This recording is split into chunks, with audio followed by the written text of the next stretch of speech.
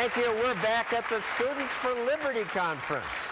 More than 1,000 students have gathered here in Washington, D.C. to advocate for a free society, and that includes free speech, free thought, a right to start a business, a right to try new things. You want that? Yeah! But this presidential campaign, one surprise has been the success of an old Democrat socialist candidate, Bernie Sanders. He wants government to have more power and money. And for that, he's getting big support from people your age. What's that about? Well, Emily Ekins of the Cato Institute's a pollster who studies voters who say they feel the burn. What's wrong with those people?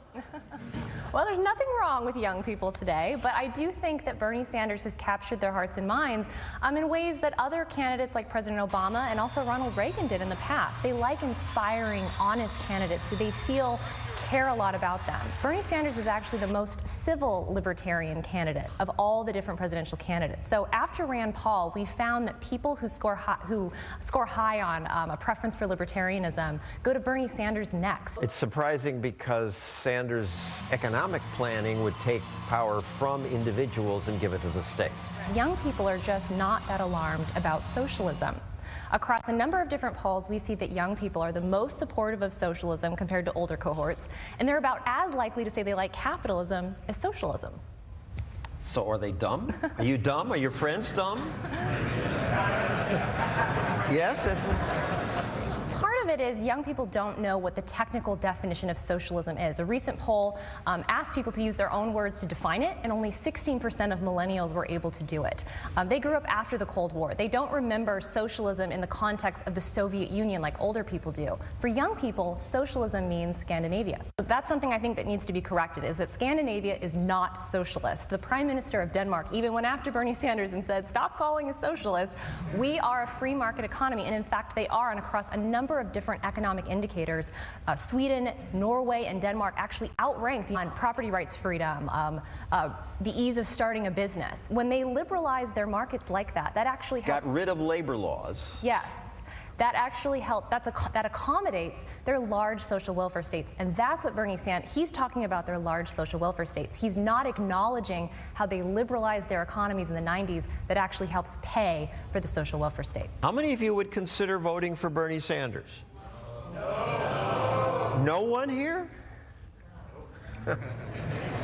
When government is planning either an industry or an entire economy, it tends to result in the same set of consequences, which are long lines, rationing, lower quality care, and less innovation. If you want less innovation, then we can embrace those systems. But if you want to have a cure for cancer, if you want to have a cure for HIV in the future, you have to have innovation, you have to have free markets, even in the healthcare system. Woo!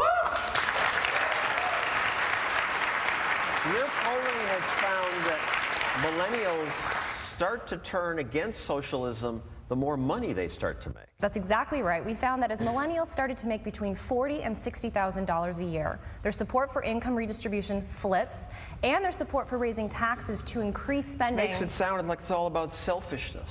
Selfishness? No, I don't think that that's it. I think as young people start making sacrifices, they start working longer hours, paying more in taxes, buy a house, have kids, they want to be rewarded more for those efforts. And that's actually what most Americans think. Questions for Emily Ekins? On the popular Netflix TV series House of Cards, which I'm sure you've heard of, the main character, President Frank Underwood, states to the public that you are entitled to nothing. Sounds right to me. You're entitled to life, liberty, and the pursuit of happiness.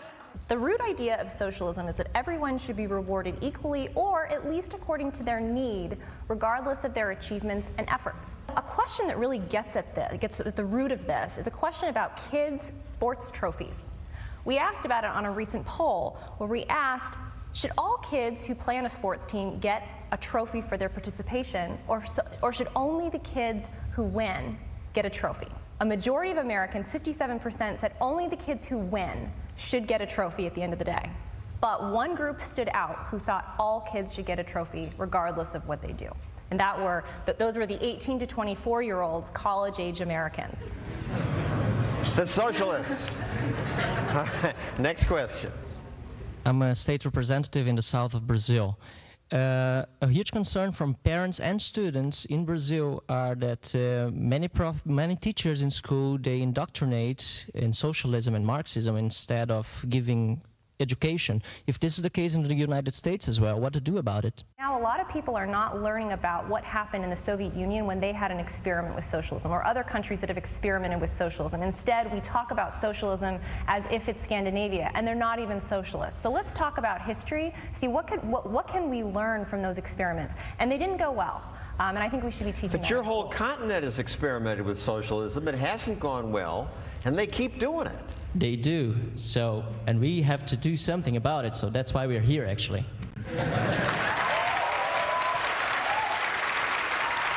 Thank you, audience, and thank you, Emily Ekins. Next.